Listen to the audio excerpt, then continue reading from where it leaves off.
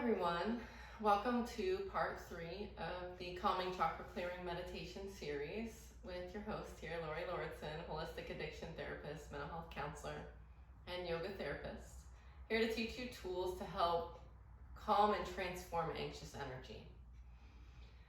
So for the first 2 weeks, we were meeting the mood, right? We were meeting the energy and starting that process of transforming it using bellows breath, and then using bee breath.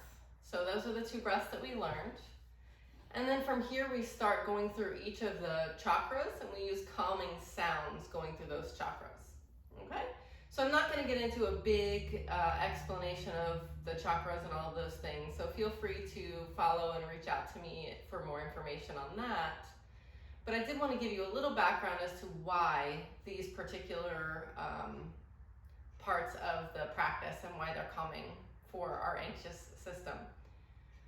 So long before x-rays and CAT scans, yogis understood that the endocrine system and the nerve plexus system were connected, and the energy was magnified there, and that's what we call the chakras. So there are 7 chakras, each connected with certain parts of the body that also affect certain parts of the emotional body, of the mind, the spirit, if you will.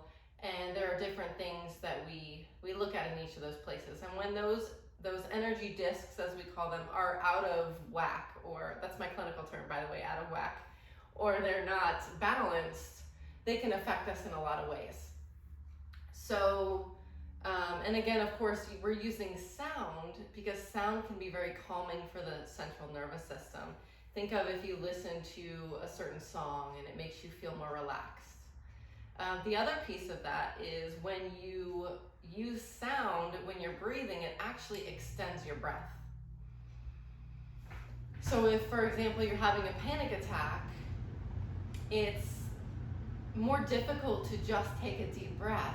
But if you're singing or humming a sound, then it can be much more effective that way. Okay? So today we are talking about the root chakra. The root chakra is connected at the base of the spine. It is connected to attachment, to security, stability, right? That fight, flight, or freeze, or survival, food, water, shelter, those kinds of things. So psychologically, when we're looking at that, we're looking at things like difficulties in relationships. We're looking at things like childhood traumas, wounds that we have in those places that can affect lots of things. I mean, even right now with the pandemic as it is, even a year later, it does affect our ability, our survival, right? That fear response. So a calming sound for that is O, or Om if you prefer. But before we get to the sound, because we are doing each chakra at a time, I thought it would be really helpful to have another tool that I use that's very quick and easy, and that's essential oils aromatherapy. So we're going to use an essential oil that fits with each of these chakras as well as an added benefit if you're using these practices by themselves. When we put them together, we'll just use one, but for these practices, if you want, you can have an added benefit. So today, I'm going to use cedar wood. Cedar wood is very earthy, right? It's very grounding. Anything earthy and grounding is going to be very calming for anxiety.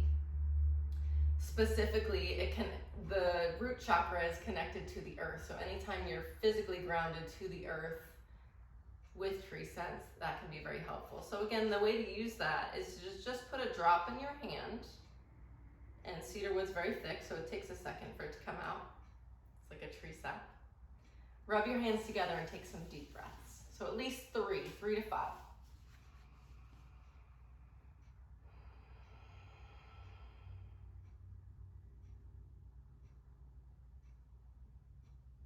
And even if you don't have the oil in front of you right now, you can still take nice deep breaths with me.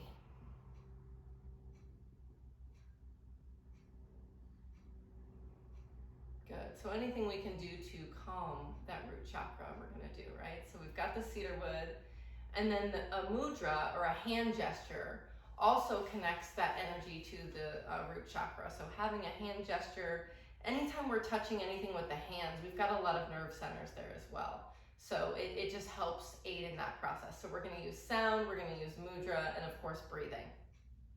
So the mudra for this is we make a gentle fist, we let the pinkies come out, and we gently connect them at the base of the spine, right in the lap, okay?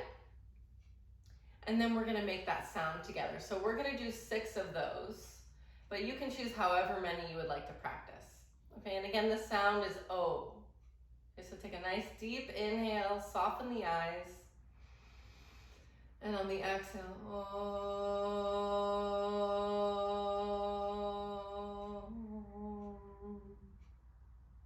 Good. Inhale.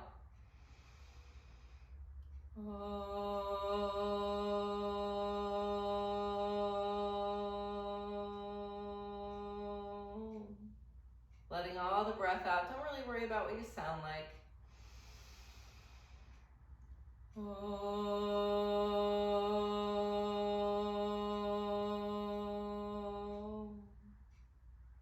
Three more.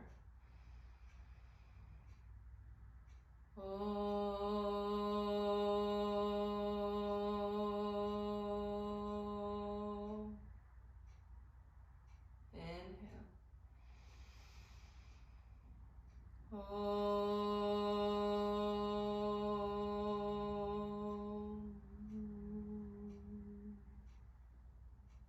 Last one.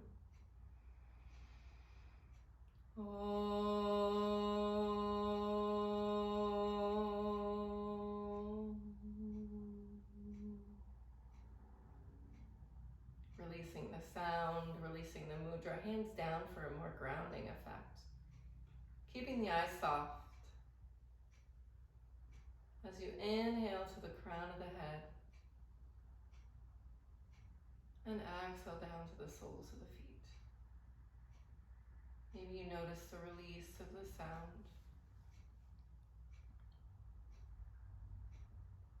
Maybe you feel a little more connected to the earth. Feel some sensations in the hands and the feet. One more deep breath here. Really integrating, creating that muscle memory. And exhale, let it go. Good, allowing the eyes to softly open. So simple practice here in just a couple moments. Again, super calming by itself. Especially if you have wounds, as most of us do, in that particular area, right, of attachment and stability, or if you're feeling ungrounded. Feel free to comment, let me know how this practice landed with you by itself, or even the installments that we've done so far. And make sure that you subscribe to my channel, I Love Counseling and Wellness, so that you get all of them. And feel free to share with your friends. Thank you so much for watching, and I'll see you next time. Namaste.